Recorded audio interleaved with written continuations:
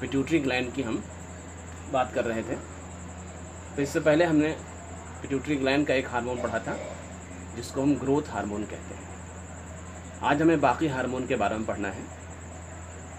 Pituitary gland जो होती है, इसका जो अंटेरियर पार्ट होता है, ये सिर्फ जो है एक तरह से ट्रोपिक हार्मोन को रिलीज़ करती है, यानी कि ये अदर ग्लैंड्स को स्टिमुलेट करने वाले हार्मोन को रिलीज़ करती है। जिसमें हम देखते हैं, सबसे पहले हम ये देखते हैं, ये हाइपोथैलेमस है, ये पार्ट दिखा रहा है पिट्यूटरी ग्लैंड का, और ये जो है पेरिफेरल ग्लैंड्स को शो कर रहे हैं। बाहरी जो रिंग है वो पेरिफेरल ग्लैंड को शो कर रहा है। तो हाइपोथैलेमस से निकलता है TSH-RH, thyroid stimulating releasing hormone. तो ये TSH-RH जो होता है, ये पिट्यूटरी ग्लैंड को TSH रिलीज करने के लिए स्टिमुलेट करता है। पिट्यूटरी ग्लैंड में थायरोट्रॉफ सेल्स होती हैं, वहाँ से TSH निकलता है। ये TSH जो है, ये इसका भी रिलीज जो है वो सर्केडियन होता है। इवनिंग में है ज़्यादा होता है, मॉर्निंग में कम होता है, ये इसका सर्केडियन रिलीज होता है।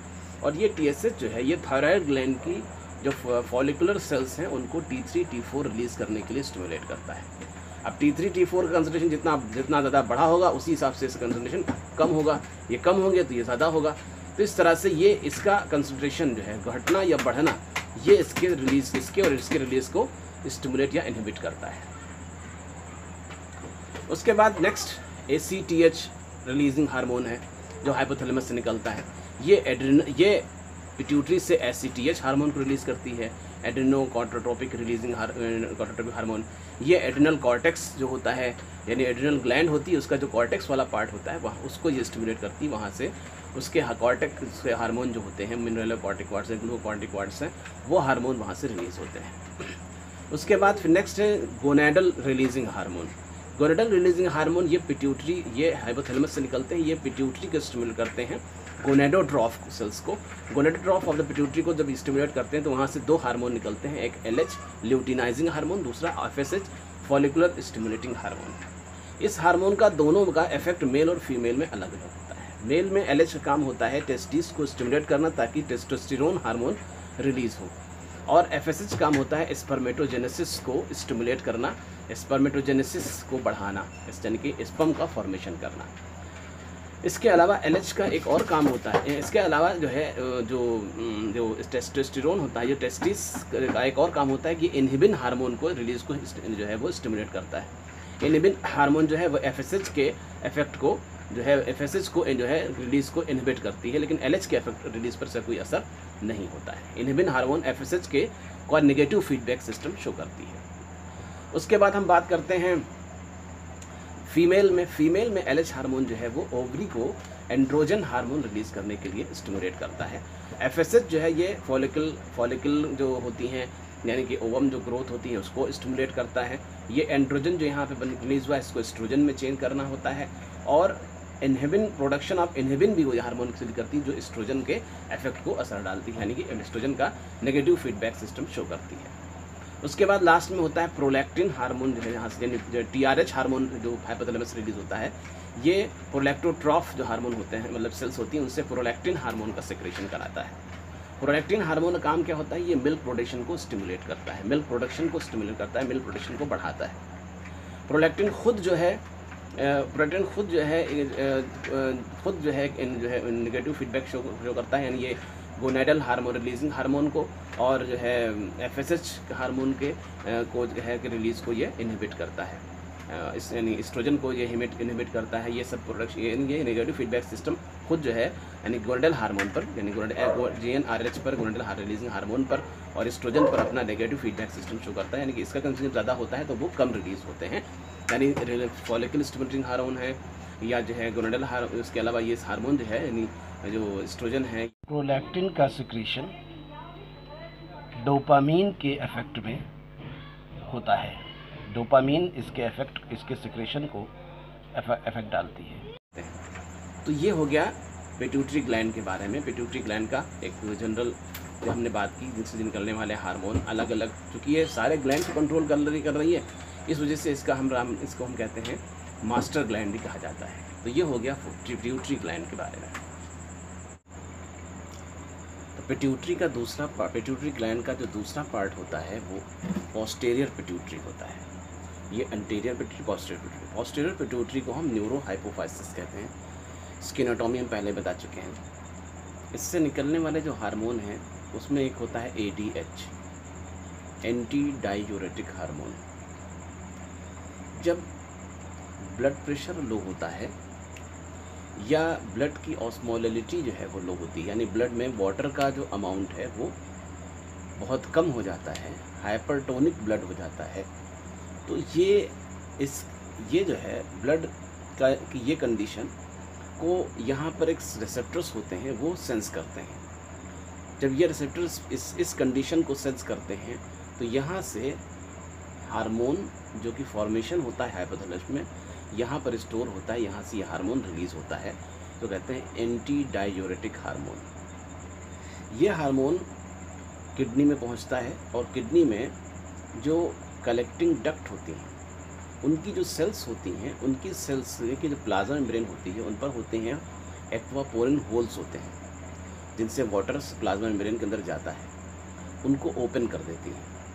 इनके ओपन करने से क्या होता है कि कलेक्टिंग डक्ट का जो वाटर है वो ब्लड में बहुत तेज़ी के साथ फ्लो करता है, यानी कि वाटर एब्जॉर्ब हो जाता है।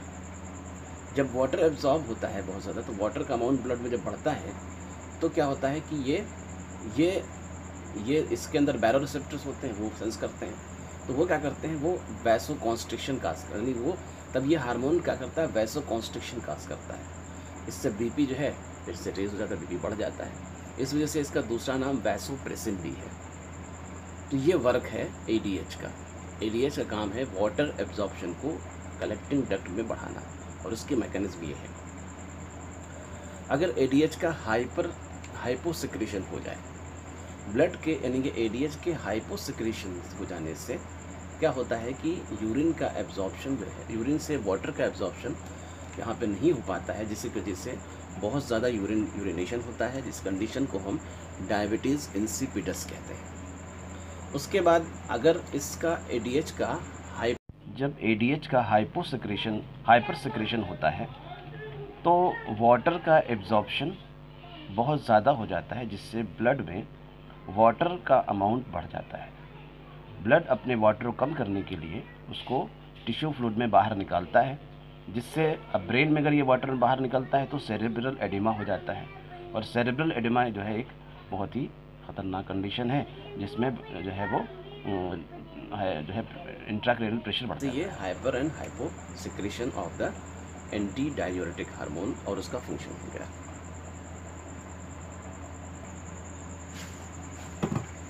दूसरा जो हार्मोन होता है जो कि पोस्टीरियर पिट्यूटरी से निकलता है वो है ऑक्सीटोसिन। क्या होता है कि जब फीटस का चाइल्ड बर्थ का टाइम होता है तो ये नीचे की तरफ डिसेंड करता है, तो यहाँ पर होते हैं स्ट्रेच रिसेप्टर।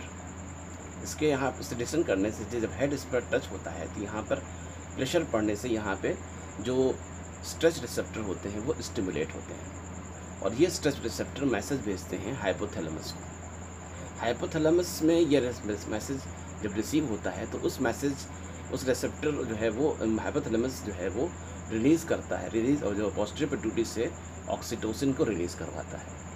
ऑक्सीटोसिन जो है आकर के सीधे कहाँ वर्क करता है, ये मायोमेट्रियम जो वॉल होती है, मस्कुलर वॉल होती है, इस पर वर्क करता है, और माइक्रोमेट्रियम का कॉन्ट्रैक्शन कॉज करता है। इससे कॉन्ट्रैक्शन होता है जिसकी वजह से ये जो फीटस है आगे की तरफ पुल होता है और चाइल्ड बर्थ होता है। ये चाइल्ड बर्थ के लिए यहाँ पर ये हार्मोन वर्क करता है। दूसरा ये होता है कि ये मेमोरी ग्लैंड है, ब्रेस्ट है। जब बच्चा रोता है या इसको टच करता है यानी कि तो क्या होता है कि यहाँ पर टच रिसेप्टर्स होते हैं, यह मैसेज ये भी पहुँचता है हाइपोथैलेमस में, वहाँ से ऑक्सीटोसिन रिलीज़ होता है। ऑक्सीटोसिन जो है ये वर्क करता है मायोएपिथेलियम में। ये मायोएपिथेलियम कॉन्ट्रैक्ट होती हैं, जब ये कॉन्ट्रैक्ट होती हैं तो एल्वियोलस हैं ये ग्लैंड के, इन पर कॉन्ट्रैक्शन प्रेशर पड़ता है, जिससे यहाँ से मिल्क जो है रिलीज़ होता है।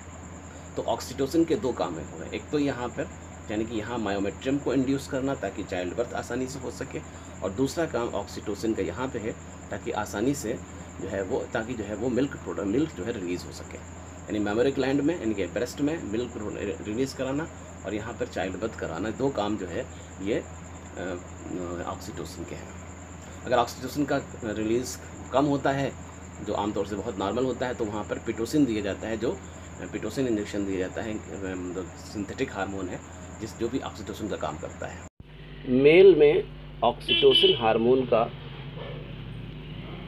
काम जो है ये वास डिफरेंस को कॉन्ट्रैक्ट करता है ताकि स्पर्म का रिलीज़ हो सके। इसके अलावा मेल में ऑक्सीटोसिन लव एक्सप्रेशन और अदर इमोशनल एक्सप्रेशन के लिए रिस्पॉन्सिबल होता है, इसी वजह से इसको लव हार्मोन